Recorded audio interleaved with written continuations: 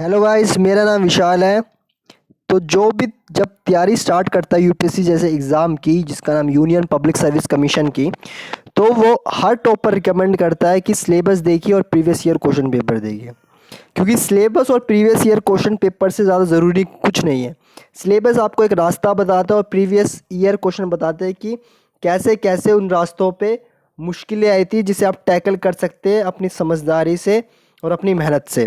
तो आज डिकोड करने की कोशिश करेंगे कि यूनियन पब्लिक सर्विस कमीशन, जिसका नाम जिसे यूपीएससी भी कहा जाता है, वो किस तरह के ऑफिसर चाह रहा है देश से।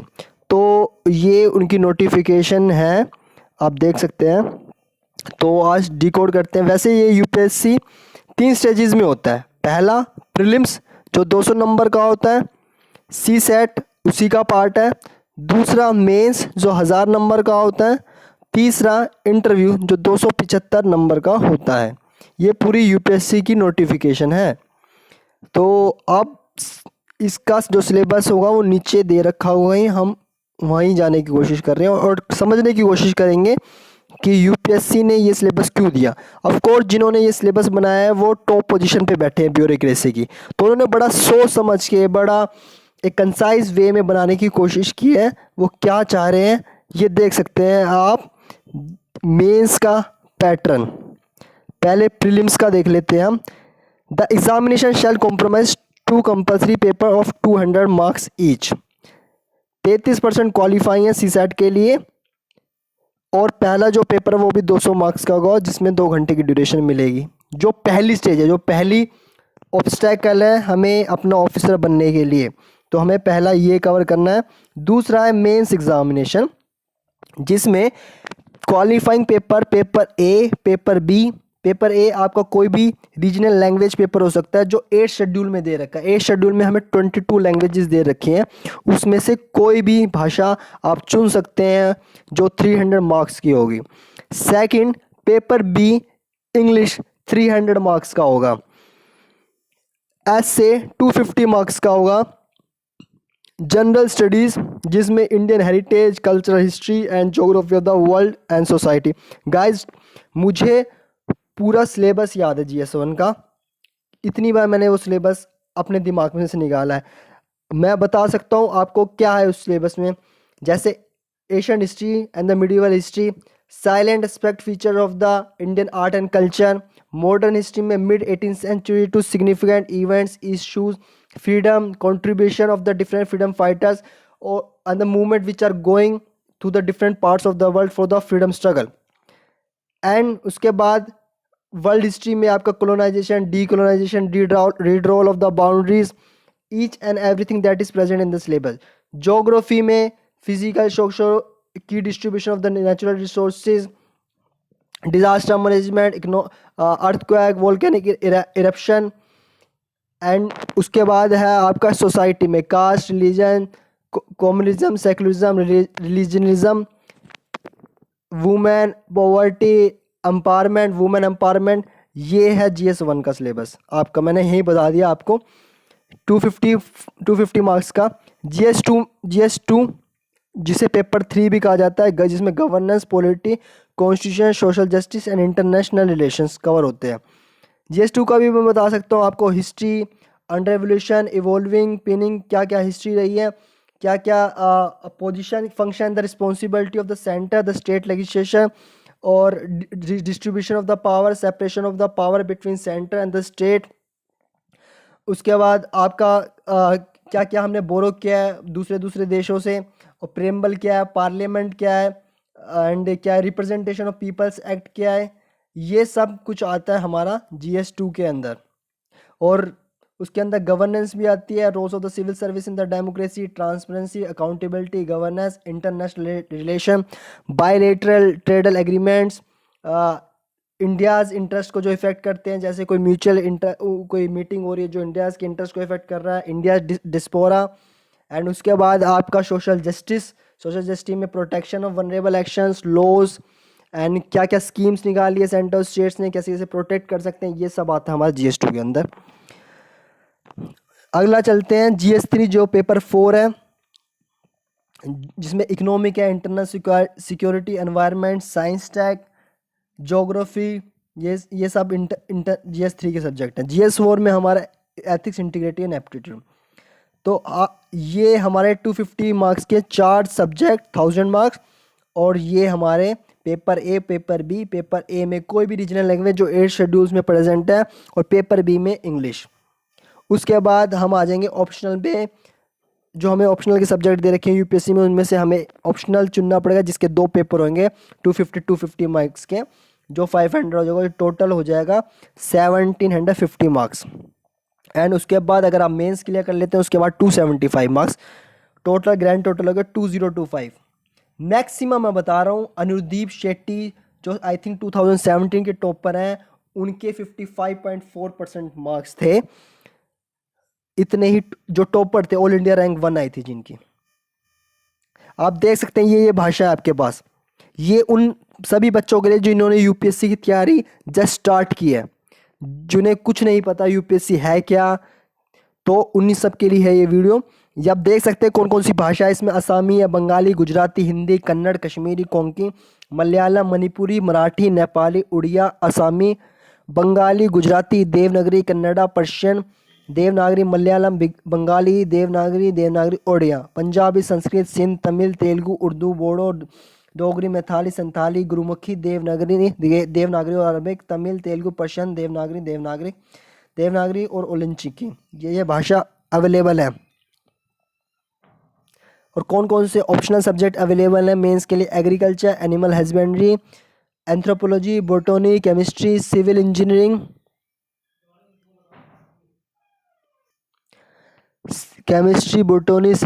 Commerce and accounts, economics, electrical engineering, geography, geology, history, law, management, mathematics, mechanical engineering, medical science, philosophy, physics, political science and international relation, psychology, public administration, sociology, stat, geology, literature of any of the following language.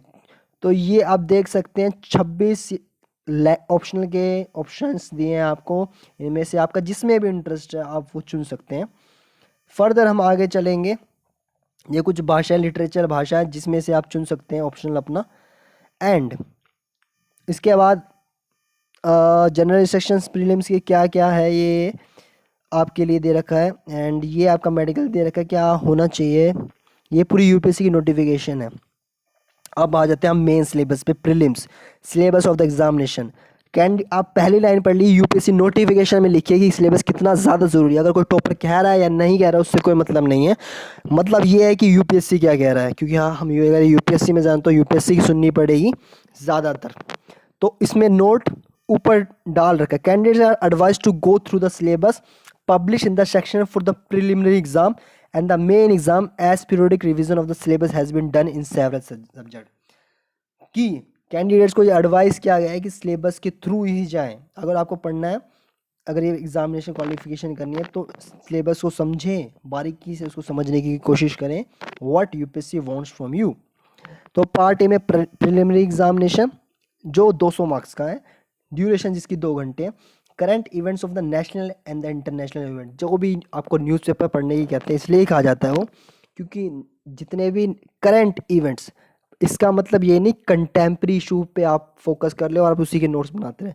Current मतलब जो current में चल रहा है अभी फ़िलहाल, जो 2019 में चल रहा है, 2020 में चल रहा है, उस टाइम पे जो करंट है उन इवेंट्स पे फोकस करें जो नेशनल और international.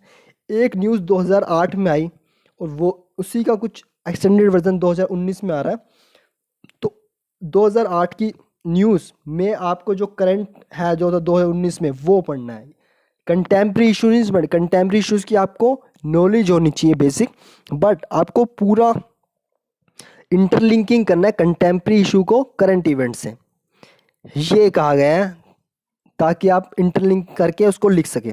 History of the India and Indian national movement, India की क्या हिस्ट्री रही है, आप इसमें एक ही सेंटेंस में सब कुछ कवर हो गया। क्या हिस्ट्री रही है, चाहे वो एशियन हिस्ट्री रही हो, चाहे वो मिडिवल हिस्ट्री रही हो, चाहे वो मॉडर्न हिस्ट्री रही हो, चाहे वो आर्ट एंड कल्चर रहा हो। हमारा देश इतनी डाइवर्सिटी, इतना कल्चर है, इतना सब कुछ है कि इतनी बड़ी हिस्ट्री है हमारी, वो सब कुछ पढ़ना है। और पढ़ना कैसे, बड़ा सिलेक्टिव पढ़ना है। वो कैसे पता चलेगा, वो हमें प्रीवियस ईयर क्वेश्चन से पता चलेगा। ये पता चलेगा कि हमें हिस्ट्री ऑफ इंडिया पढ़ना है। हिस्ट्री ऑफ इंडिया बहुत बड़ी है, बहुत पढ़ी है।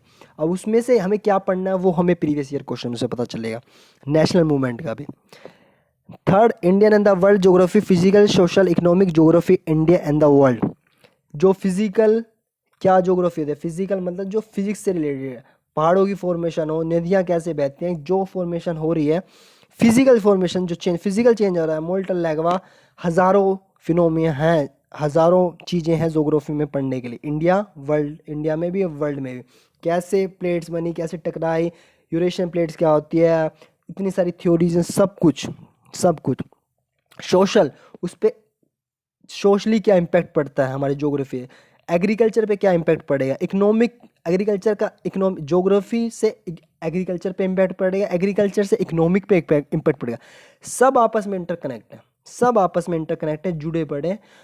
वो आपको सब इंटरलिंक करके ही पढ़ना है, बिना इंटरलिंक करे पढ़ोगे, अलग अलग पढ़ोगे तो नहीं हो पाएगा, सब इंटरलिंक करके पढ़ना है। फिजिकल से हमें समझ आया, अच्छा ये फिजिकल चीज़ें हैं कि अच्छा अच्छा ये पहाड़ ऐसे बने, ये ऐसे हुआ, फिजिकल से हमें समझ आया। तो सोशली क्या इम्पैक्ट पड़ता है, कोई बंदा केरला में रह रहा है, कोई बंदा हरियाणा में रह रहा है, कोई बंदा पंजाब में रह रहा है, वहाँ के टेम्परेचर, ह्यूमिडिटी, क्लाइमेट क्यों अलग अलग हैं, क्यों इतना फ़र्क है, साउथ के लोग थोड़े डार्क क्यों होते हैं, नॉर्थ के लोग थोड़े गोरे क्यों होते हैं, और पहाड़ों में चले जाओ तो और गोरे क्यों होते हैं, उनकी फिजिकल माइंडसेट पे क्या फ़र्क पड़ता है, उनकी रहन सहन में क्या फ़र्क पड़ता है, क्या वहाँ ज़्यादा होता है, वहाँ क्या कम होता है, ये सिर्फ ज्योग्राफी की वजह से हो रहा है, फिजिकल ज्योग्राफी की वजह से। उससे सोशली चेंज आ रहा है। इकोनॉमिक मैंने बता दिया, एग्रीकल्चर उससे बेस्ट एग्जांपल दे दिया मैंने आपको, ज्योग्राफी इंडिया और वर्ल्ड का पढ़ना। अगला, Indian polity and governance, constitution. Constitution क्या होता है, कॉन्स्टिट्यूशन की क्या ज़रूरत है, कॉन्स्टिट्यूशन कब बना, कॉन्स्टिट्यूशन से रिलेटेड जो भी है, मैं आपको रिकमेंड करूँगा, एक सीरीज़ है कॉन्स्टिट्यूशन, संविधान, बहुत प्यारी सीरीज़ है, राज्यसभा टीवी पे ज़रूर देखें गाइस, बहुत ज़्यादा आपको एक तो बड़ा मज़ा आएगा उसको देखने का, और एक मतलब गौरव महसूस होगा यार, इतने अच्छे अच्छे लोग थे, इतने बड़े बड़े लीडर थे हमारे देश में जिन्होंने इतना खूबसूरत चीज़ दी है। वैसे हमने कॉन्स्टिट्यूशन ज़्यादा बोरो ही किया है, सबसे लेंथीस्ट कॉन्स्टिट्यूशन है इंडिया का, सबसे लेंथ, इसे 2 साल 11 महीने कुछ टाइम लगा था बनने में, बट जो कॉन्स्टिट्यूशन इंडिया का है ना, one of the finest constitution और वन ऑफ द लेंथेस्ट कॉन्स्टिट्यूशन है all across the world. Political system कैसे काम करता है, क्या पॉलिटिक्स होती है, क्या पॉलिटिकल सिस्टम है, कैसी हायरार्की है, जो भी है पॉलिटिकल सिस्टम में। Panchayati Raj one of the favourite topic है यूपीएससी का, one of the favourite topic है यूपीएससी का, पंचायती राज, घोल के पीछे, ये घोल के जिसे कहते हैं। Public policy right and issues, जो भी पब्लिक पॉलिसीज, मतलब कोई भी स्कीम्स, कोई भी इनिशिएटिव गवर्नमेंट के सेक्टर, सोशल सेक्टर यूनिवर्सिटी, जो भी गवर्नमेंट चला रही है वनरेबल सेक्शंस के लिए, सब पता होना चाहिए आपको, जब ही तो आप पॉलिसी इम्प्लीमेंटर बनने जा रहे हैं। पॉलिसी इम्प्लीमेंट जब ही कर पाएंगे जब आप पॉलिसीज़ में इंटरेस्ट दिखाएंगे, गवर्नमेंट क्या चाहती है एक अपने ऑफिसर से, कि वो अपनी जो गवर्नमेंट पॉलिसीज़ बना रही है, जो फैसले लिए जा रहे हैं उसे इम्प्लीमेंट करे लोगों पे, वनरेबल सेक्शनों पे, ताकि उनका भला हो सके। इसलिए ये दिया गया है सब कुछ, राइट्स क्या है, उनके इश्यूज़ क्या हैं, सब आपको अवेयरनेस, आप एक मार्केटिंग एडवर्टाइज़र हैं गवर्नमेंट के लिए, एडवर्टाइज़ करना है आपको, प्रमोट करना है, वहाँ तक पहुँचाना है, रीच है आप गवर्नमेंट की, समझ रहे हैं। तो आपको ये सब करना है, जब भी ये सब कुछ दिया हुआ है, मैं बता रहा हूँ, ये डिकोड करने की कोशिश कर रहे हैं आज हम यूपीएससी सिलेबस को, क्या सोचा होगा उन्होंने उस टाइम, क्यों पंचायती राज डाला। पंचायती राज डालने का मकसद ये है कि सेंट्रल पे, जो सेंट्रल जो मेन दिल्ली में और अर्बन में रहते हैं लोग, उन तक फिर भी पहुंच जाती हैं, पर जो पंचायत लोकल लेवल तक लोग हैं, उन तक सर्विसेज, उन तक गवर्नमेंट के इनिशिएटिव नहीं पहुंच पाते। तो कैसे कैसे स्कीम हुई है, कैसे कैसे इवोल्व हुआ है पंचायती राज, ये जानने की ज़रूरत है हमें। उसके बाद हम उन तक पहुंचा पाएंगे, जब भी थ्री टायर हायरार्की बनाने की ज़रूरत है जो बनी हुई है। तो इसलिए ये वर्ड पर्टिकुलरली डाला गया है कि पंचायती राज, लोग ऊपर ही ऊपर ना रह जाए। और महात्मा गांधी जी ने भी कहा था, एक देश जब भी तरक्की कर सकता है जब उसका लास्ट खड़ा आदमी तक भी तरक्की पहुंच रही है। तो ये बहुत ज़्यादा ज़रूरी है कि हर हर बंदे तक तरक्की, हर बंदे तक उसकी इनिशिएटिव जो गवर्नमेंट चलाते हैं पहुँचे, और ये ही आपका काम है, इसलिए ये सब कुछ दिया गया है। ये आपका जिम्मा है, आपका डिस्ट्रिक्ट, अगर आप ऑफिसर बनते हैं आगे तो जाके। इकोनॉमिक में आपको, इकोनॉमिक के अंदर सोशल डेवलपमेंट, वही इकोनॉमिक कैसे डेवलपमेंट होगी, जब बिजनेस रन होंगे, जब ऑर्गेनाइजेशन रन होगी, जब एम्प्लॉयमेंट होगी, तो जब सोशल इकोनॉमिक होगी तो सोशल डेवलपमेंट होगी, लोग रहेंगे, पैसा खर्च होगा, और पैसा आएगा, पैसे का ट्रांजेक्शन, स्मूथ ट्रांजेक्शन होगा। Sustainable development, again one of the favourite topic of UPSC. अब ये बहुत चलता है यार न्यूज़ में कि development versus nature, development versus environment. तो sustainable development, 17 sustainable development goals हैं इंडिया के, 17 सस्टेनेबल डेवलपमेंट गोल्स। कमेंट में लिख के बताइए कौन कौन से हैं वो डेवलपमेंट गोल्स, मैं जानना चाहता हूँ। पॉवर्टी, हंगर, पुअर सैनिटेशन ख़त्म करना है, जो भी है जो कमेंट बॉक्स में लिख के बताइए मुझे। Poverty one of the, still जो सिलेबस में देगा सब इंपॉर्टेंट है यार, सब इंपॉर्टेंट। पॉवर्टी पे पूरा एक पेज, कैसे इवोल्व हुई प्रॉपर्टी, पहले कितनी थी पॉवर्टी, अब कैसे हुई, क्या क्या स्कीम आई, क्या क्या हुआ पॉवर्टी। इंक्लूजन डेमोग्राफिक्स, डेमोग्राफिक्स मतलब अलग अलग सेक्टर के अलग अलग लोग जो डेमोग्राफी, चाहे वो जेंडर के बेसिस पे डेमोग्राफी हो, चाहे वो एज के बेसिस पे, चाहे वो SC ST के बेसिस पे, बैकवर्ड क्लासेस के बेसिस पे, वनरेबल सेक्शन की क्लासेस के बेसिस पे डेमोग्राफी को। सोशल सेक्टर इनिशिएटिव्स, जो सोशल सेक्टर जैसे NGOs हो गई, प्रेशर ग्रुप्स हो गए, अलग अलग जो सोशल सेक्टर इनिशिएटिव्स वो कैसे इनिशिएटिव्स लेते हैं। और अगला general issues of environment and ecology. Environment में अगेन एनवायरनमेंट, यार एनवायरनमेंट में बहुत कुछ आ जाता है। एनवायरनमेंट में पढ़ने के लिए क्या क्या स्कीम चलाती है, एनवायरनमेंट प्रोटेक्शन एक्ट कौन कौन से एक्ट्स हैं, ये सब देखो। कॉन्स्टिट्यूशन पॉलिटी से भी लिंक हो रहा है ये, क्या कहते हैं, GS3 से भी लिंक हो रहा है, इकोलॉजी से भी लिंक हो रहा है, जोग्रो से भी लिंक हो रहा है। बायोडिवर्सिटी क्या है, climate change again important. General science, थोड़ा बहुत आपको साइंस के बारे में भी पता होना चाहिए। ये होता है हमारा प्रीलिम्स का सिलेबस। पार्ट 1, प्रीलिम क्या है पार्ट 2। ये बेसिक अंडरस्टैंडिंग आपसे मांगेंगे सी सेट में। इसका नाम ही I think civil service aptitude test इसकी फुल फॉर्म है सी सेट की। तो कॉम्प्रिहेंशन, काफ़ी बड़ी बड़ी कॉम्प्रिहेंशन होती है, ये भी 2 घंटे का होता है ड्यूरेशन, और 200 मार्क्स का होता है। Comprehension, interpersonal skills including communication skills, आप कैसे सोच पाते हैं, आप कैसे दिमाग दौड़ा पाते हैं, अपना डिसीजन मेकिंग, यार वो तुमसे यही डिसीजन ले सको, पॉलिसी इंप्लीमेंट कर सको, उनकी रिक्वायरमेंट समझो, उस जॉब की क्या रिक्वायरमेंट, उस हिसाब से ये पूरा डिज़ाइन किया गया है। ये आपसे वही मांग रहे हैं जो उनको अपनी पोस्ट के लिए चाहिए। लॉजिकल सोच सको, डिसीजन ले सको, जनरल अपनी मेंटल एबिलिटी, इतना तो सक्षम हो एक ऑफिसर जो इन चीज़ों पे खड़ा उतर सके। बेसिक न्यूमरेसी क्लास 10 ये हो जाता है, बट ओवर कॉन्फिडेंस भी ना होए। बहुत सारे बच्चे जो प्रीलिम्स में बहुत अच्छा स्कोर करते हैं बस सी सेट में रह जाते हैं, तो इसमें 33% लाना बहुत ज़रूरी है, आप देख सकते हैं। Civil service examination qualifying with the minimum qualifying fees है 33%, 33% इज मस्ट। अगला बढ़ेंगे हम मेंस के सिलेबस की तरफ, पहले इनकी नोटिफिकेशन पढ़ लेते हैं। The main examination intent to assess the overall intellectual trade. आप इंटेलेक्चुअल का मतलब समझते हैं, इंटेलेक्चुअल ट्रेड कि एक ऑफिसर में इंटेलेक्चुअल सोचने की क्या क्षमता है, किस तरह से वो कोग्निटिव है, किस तरह से वो सोच सकता है, क्या वो देश को चला पाएगा, क्या जिस डिस्ट्रिक्ट की जिम्मेदारी उसे दी जाएगी उसे वो रन कर पाएगा। इंटेलेक्चुअल ट्रेड्स हैं। And depth the understanding candidate rather than merely the range of the information. ना वो आपसे इंफॉर्मेशन मांग रहे कि आप इंफॉर्मेशन रट के या नॉलेज रट के आप पेपर में लिखे आए, नहीं, वो मांग रहे हैं आपसे आप कितना अच्छा सोच सकते हैं, कितने तरीकों से सोच सकते हैं, कितनी डायमेंशन में सोच सकते हैं, और क्या एक सॉल्यूशन दे सकते हैं ब्यूरोक्रेसी में रह के, रेदर देन कि आप रट के आ जाए। The nature and the standard of the question, the general studies paper 2 and paper 5 will be such well-educated person will be able to answer them without any specialized study. These questions will be such as the test a candidate general awareness of various variety subject. General paper का मतलब है general check कर रहे हैं, आपके intellect check कर रहे हैं, डेप्थ चेक नहीं कर रहे हो आपके, आप चेक कर रहे हैं कि आप कितना लिंक कर पाते हैं, आपको कितने अवेयर हैं अपनी सोसाइटी, अपनी कंट्री के बारे में, और कंट्री पे जो इफेक्ट पड़ता है बाकी कंट्री का, उस बारे में आप कितने अवेयर हैं, उस चीज़ को चेक कर रहे हैं। The questions are likely to touch the candidate basic understanding और रिलेवेंट इशू। वो चेक करना चाहते हैं आप कितने अंडरस्टैंड, कितना समझते हैं देश को, उनके आर्ट एंड कल्चर को कितना समझते हैं, उसकी हिस्ट्री को कितना समझते हैं, आज के इश्यूज़ को कितना समझते हैं, और क्या कर सकते हैं फर्दर।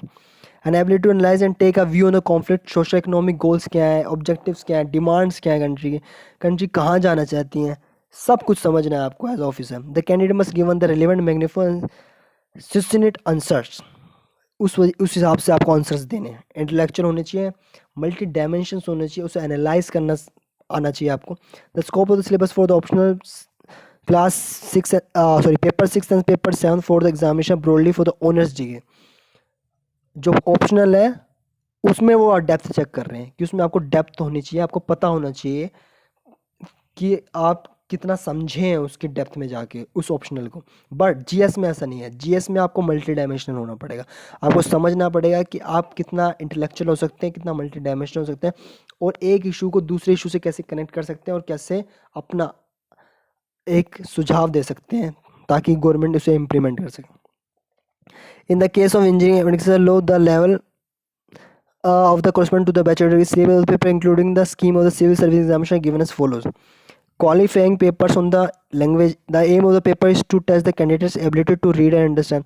ये जो क्वालिफाइंग पेपर है बस वो आप देखना चाहते हैं थोड़ा बहुत आपको आता है यार, पढ़ पाते हो, लिख पाते हो, बस उस चीज़ के लिए ये comprehension, precise writing usage, short essays use, ये बस उसी चीज़ के लिए precise writing usage and vocabulary, short essay, translation from English to Indian language and vice versa.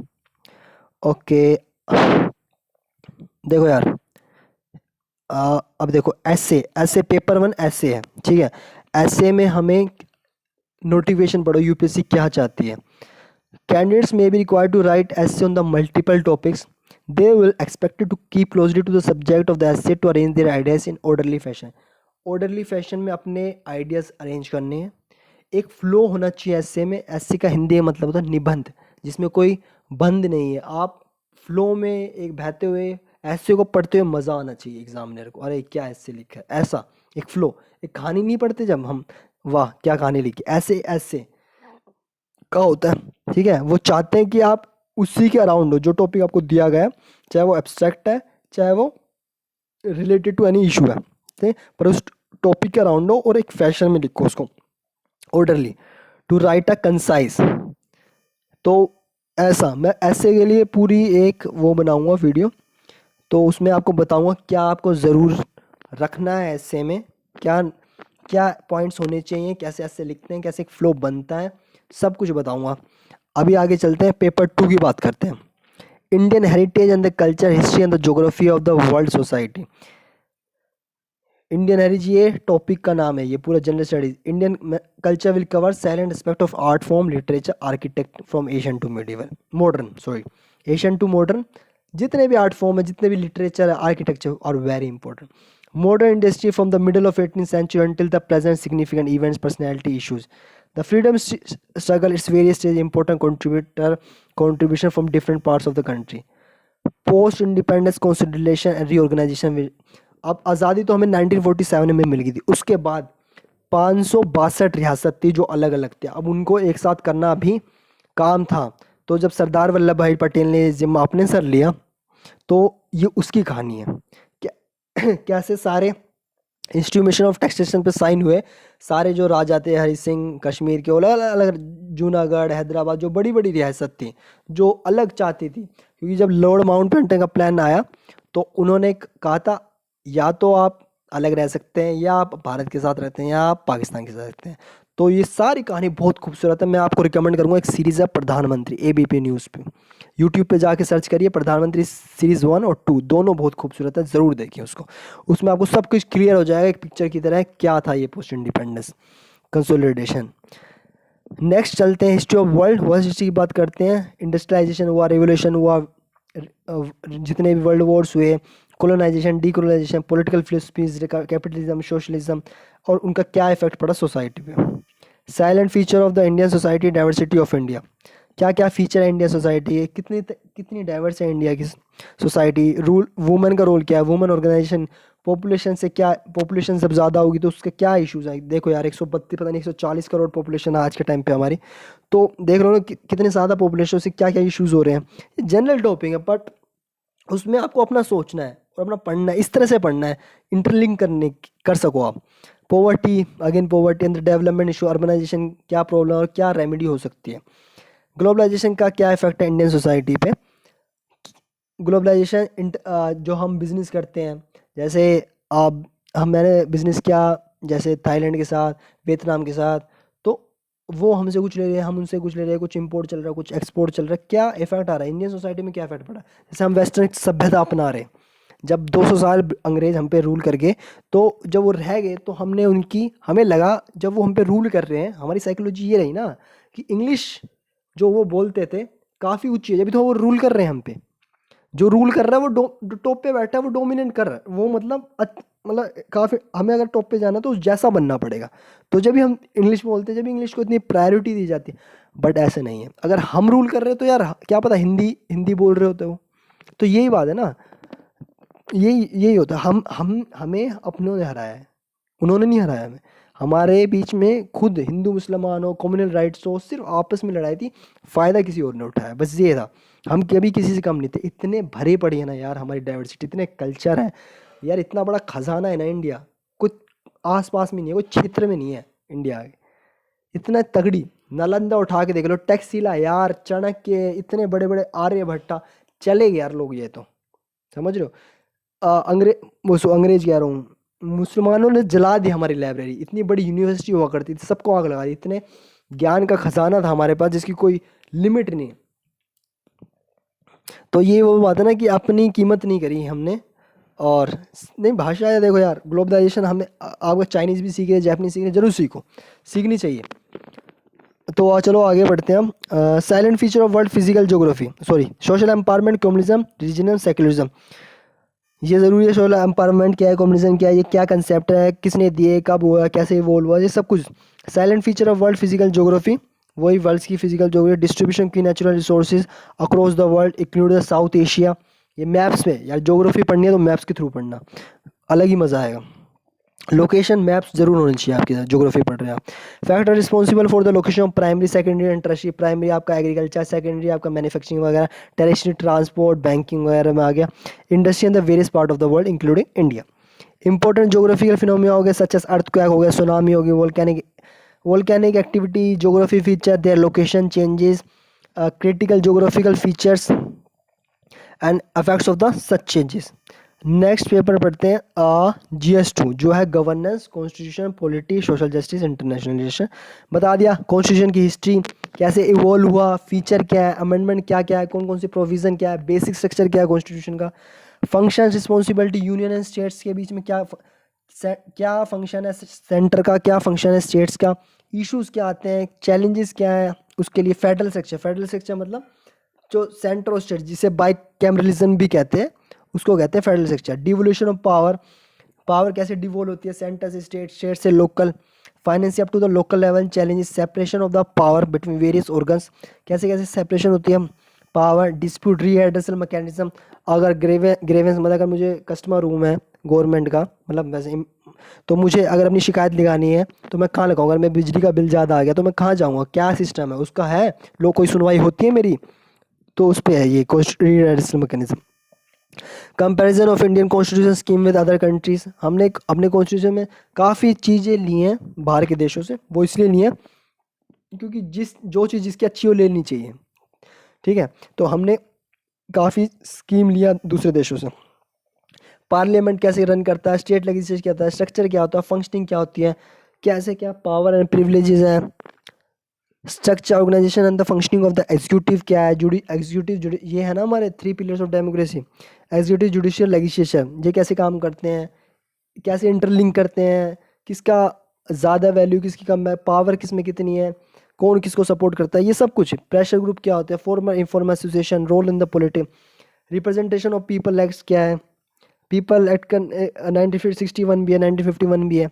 Appointment to the various constitution post क्या है, पावर क्या है, फंक्शन, रिस्पॉन्सिबिलिटीज क्या है, statutory, regulatory and various quasi judicial bodies क्या होती है, statutory bodies क्या होती है, रेगुलेटरी बॉडीज़ क्या होती है, government policies, intervention for the development in various sector issues arising out of the development, NGOs, sustainable NGOs क्या है, SHG क्या है, सेल्फ हेल्प ग्रुप क्या है, donors, charities, stakeholders, welfare schemes for the vulnerable section, centre state relation, mechanism, laws, bodies, ये सब issues relating to development and management of social sector initiative, health, education, health हो गया, education, poverty, hunger, caste, ये सब major issues हैं।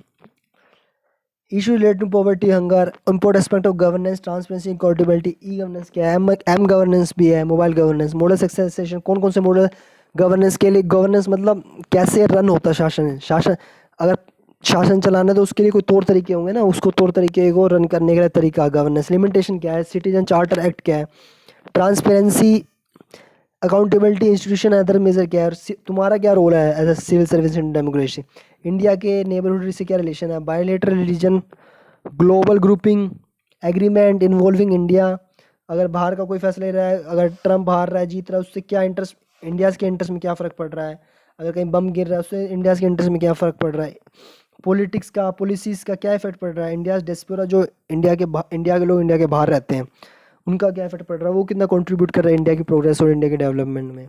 Important international institution agencies and they structure, कौन कौन सी institutional agencies हैं, गवर्नमेंट एजेंसीज हैं, उनका क्या फंक्शन है, उनका क्या स्ट्रक्चर है, किसने कब फॉर्म हुई, किस कॉन्स्टिट्यूशन के तहत फॉर्म हुई, ये सब कुछ जानना बहुत ज़रूरी है। नेक्स्ट है पेपर 4 जिसे GS3 है, जिसमें technology, economical development, biodiversity, environment, security and disaster management.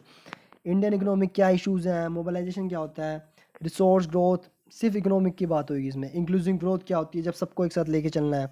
Government budgeting, major cropping pattern, various part of the country, different type of irrigation system, storage, transport, marketing, agriculture, produce agriculture. One of the important, one of the ज़रूरी topic है UPSC का, one of the favourite topic है। And related technology in the aid of the farmer, issue related to subsidies, MSP, public distribution system functioning, objective, revamping, buffer stock, food security भी बहुत ज़्यादा ज़रूरी है। Technology emission, animal rearing, food processing कैसी होती है, industries क्या है उसके रिलेटेड, लोकेशन कितना कंट्रीब्यूट करती है, लैंड रिफॉर्म कब हुए, कैसे हुए, क्या कितने ज़रूरी हैं, इफेक्ट ऑफ लिबरलाइजेशन और इकोनॉमिक लिबरलाइजेशन अगर लिबरेट कर दे तो क्या इकोनॉमिक में क्या चेंज आएगा, इंडस्ट्रियल पॉलिसीज़ क्या है, इंडस्ट्रियल ग्रोथ पे क्या इफेक्ट पड़ता है, energy, ports, road, airport, transport infrastructure का क्या फ़र्क पड़ता है इकोनॉमिक पे, कितना ज़्यादा ज़रूरी है देश में इंफ्रास्ट्रक्चर अच्छा होना, इन्वेस्टमेंट मॉडल्स कौन कौन से, science and tech development and their application, जो डेली डेवलपमेंट हो रही है, क्या इफेक्ट पड़ रहा है एवरीडे लाइफ में, कौन कितना कंट्रीब्यूशन है इकोनॉमिक ग्रोथ में, इंडियंस की अचीवमेंट क्या है साइंस टेक में, टेक्नोलॉजी कैसी आ रही है, awareness in the field of IT space, robotics, nano technology, new technology आ रही है, कितना कंट्रीब्यूट कर सकती हैं ये भी देश की डेवलपमेंट में, कितना ज़रूरी है हमें तरक्की करना और कितना ज़रूरी है हमें एनवायरनमेंट को बचाना, ये हमेशा डिबेट चलता रहता है एनवायरनमेंट वर्सेस डेवलपमेंट का। तो एनवायरनमेंट भी ज़रूरी है, बहुत सारे प्रोटेक्शन लॉज, एक्ट्स, अमेंडमेंट्स आई हुई हैं, तो environment, pollution, degradation assessment, disaster management, और ये इंटरनल सिक्योरिटी आपका, linkage between development and spread of extremism, role of external state, मतलब एक्सटर्नल स्टेट जो बाहर के, जैसे पाकिस्तान हो गया, जो इन्वेड करते हैं, अटैक करते हैं इंडिया पे, टेररिस्ट भेजते हैं, ये एक्सटर्नल स्टेट, और नॉन स्टेट एक्टर जो इंटरनल बैठे हैं, कितना चैलेंजेस हैं इंटरनल सिक्योरिटी के लिए, सोशल मीडिया कितना चैलेंज है, मीडिया कितना, मनी लॉन्ड्रिंग जो ब्लैक मनी है, मनी जो वाइट मनी होके आ जाता है, वो कितना बड़ा चैलेंज है इंटरनल सिक्योरिटी के लिए, security challenge in management in border areas, organise crime जो छोटे छोटे शहरों में या बड़े बड़े शहरों में जो क्राइम होते हैं लोकल लेवल, वो कितना बड़ा चैलेंज है इंटरनल सिक्योरिटी के लिए, कौन कौन सी सिक्योरिटी फोर्स लगी पड़ी है, क्या मैंडेट है उनका। पेपर 5 जो GS4 है ये भी बहुत ज़्यादा ज़रूरी है। एथिक्स, इंटीग्रिटी एंड एप्टीट्यूड, इस पेपर में पढ़िए आप क्या कहने की कोशिश कीजिए। This paper we include a question to test the candidates attitude and approach to issue related to integrity. Integrity मतलब सबसे पहले आपकी जॉब आपके लिए आती है, सबसे पहले कुछ भी चीज़ नहीं आती आपके लिए, आपकी जॉब सबसे पहले आती है। इंटीग्रिटी का मतलब ये होता है, मतलब एट एनी कॉस्ट, किसी भी कंडीशन में, किसी भी सिचुएशन में मैं अपने काम को सबसे ऊपर रखूँगा, जो मैं जिस चीज़ की मैं शपथ लेता हूँ, उसका ये मतलब है। प्रोबेट इन पब्लिक लाइफ, लोगों के लिए काम करना, हमेशा के लिए उस चीज़ की कसम खाना। प्रॉब्लम सॉल्विंग अप्रोच, जो भी आपके पास आएगा उसकी समस्या का समाधान देना। ये डिमांड है इस पेपर की आपसे, आप कैसे डील करेंगे कॉन्फ्लिक्ट्स दो सिचुएशन में, अपने प्रोफेशनलिज्म को कैसे मेंटेन करेंगे, एट द सेम टाइम दूसरे इंटरेस्ट को भी कैसे मेंटेन करेंगे। क्वेश्चन में यूटिलाइज द, एक बैलेंसिंग सॉल्यूशन कैसे निकाल के देंगे आप। क्वेश्चन में यूटिलाइज द केस स्टडी, तो ये केस स्टडी के भी, केस स्टडीज़ के थ्रू आपको चेक किया जाता है यार कितनी एथिक्स है आप में, कितनी इंटीग्रिटी है आप में। Ethics and human interference, consequence, human action, dimension of ethics, क्या क्या डायमेंशन है। प्राइवेट पब्लिक रिलेशनशिप, आप अगर आपको अपनी मदर और पब्लिक ड्यूटी में चुनना है तो आप किसको चुनेंगे, ये आ जाता है। अपनी फैमिली और अपने प्रोफेशनलिज्म को चुनना है तो किसको चुनेंगे। ह्यूमन वैल्यूज़ क्या है आपकी, किसकी टीचिंग से इंस्पायर होते हैं, कौन आपके आइडल्स हैं, लीडर रिफॉर्मर कौन है, family, society, educational institutes. Attitude कैसा है, काम करने का पॉजिटिव एटीट्यूड है, चीज़ों में अच्छाई देखते हैं, बुराई देखते हैं। सोल्व करने की अप्रोच है या सिर्फ प्रॉब्लम निकालने की अप्रोच है। Content, structure, function, influence, relation with the thought and the behaviour. Moral क्या है आपका, पॉलिटिक एटीट्यूड्स क्या है, परस्यूशन क्या है। एप्टीट्यूड, एप्टीट्यूड मतलब एप्टीट्यूड में जैसे जैसे हमारा एप्टीट्यूड का टेस्ट होता है उस तरह से फाउंडेशन वैल्यूज़ क्या है उस चीज़ में आपकी। नॉन पार्टिसन ऑब्जेक्टिव क्या है आपका, एम्पैथी, टॉलरेंस, ये सारे वर्ड ये सब मोरल वैल्यूज़ से लिए गए हैं। मोरल, कितनी मोरालिटी है आप में, कितना काम देश के लिए काम करने का जज्बा है। इमोशनल इंटेलिजेंस, बुरी से बुरी सिचुएशन में आप अपने गुस्से पे कैसे काबू करेंगे, कितने इंटेलिजेंट हैं आप अपने इमोशंस को कंट्रोल करने में अपने अंडर वे में। And the utilities and application and governance, contribution of moral thinker and philosopher of India and the world.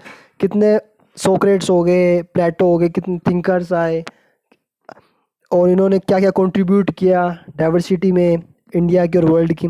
Public service की वैल्यू क्या है, पब्लिक एडमिनिस्ट्रेशन क्या होता है, status and problem, ethic, concerns. जब डिलीमा आएगा government और प्राइवेट इंस्टीट्यूशन में किसे चुनेंगे, अपनी लॉज, रूल्स, रेगुलेशंस को कैसे फॉलो करेंगे। अकाउंटेबिलिटी कितनी होगी, कितनी ट्रांसपेरेंसी होगी आपकी गवर्नेंस के लिए। मोरल वैल्यूज़, ये सब probating governance, concept of public service, सेवा का कंसेप्ट सिर्फ लोगों की सेवा करना। Philosophy, basis of governance, information sharing and the transparency, government right to information. Codes of ethics क्या है आपके, कोड्स ऑफ कंडक्ट क्या है, आप पर्सनली अपने आप को कहाँ देखते हैं, कितना आप अपने काम पे उतर पाएंगे। सिटीजन चार्टर क्या है, work culture, quality of service, कितनी अच्छी क्वालिटी ऑफ सर्विस डिलीवर कर पाएंगे। Utilisation of public fund, challenge of corruption, corruption से कैसे टैकल करेंगे और जो देश के लिए चैलेंजेस है उससे कैसे टैकल करेंगे आप, डिलीमा से कैसे टैकल करेंगे। तो इस पेपर में ये जानने की कोशिश किया, या कितने आप ईमानदार है, कितने आप ऑनेस्ट हैं, कितना आपको अपनी ड्यूटी से प्यार है, कितना आप अपनी फैमिली और ड्यूटी में किसको चुनते हैं। और आपके बीच में कोई पॉलिटिशियन आपको कुछ कह रहा है या देश के लिए जो हित है, कितना आप लोगों को चुनते हैं, लोगों की सेवा करते हैं। बेसिकली ये उस पर डिपेंड करता है। तो ये हमारा अब ख़त्म होता है मेन, ये ऑप्शनल के दे रखा है। तो ये हमारा प्रीलिम्स और मेंस है। तो भाई इस वीडियो में इतना ही। तो बेसिकली आपको डिकोड्स थोड़ा समझ आ गया यार, यूपीएससी क्या डिमांड कर रहा है। यूपीएससी कुछ डिमांड नहीं कर रहा आपसे, आपसे डिमांड कर रहा है एक तो पहला पॉइंट कि आप इंटरलिंक कर सको टॉपिक को। पॉलिटी, हिस्ट्री हो, पॉलिटी हो, इकोनॉमिक हो, एनवायरनमेंट हो, सोशल सिक्योरिटी हो, जो भी टॉपिक हो आपको सबको इंटरलिंक करना है।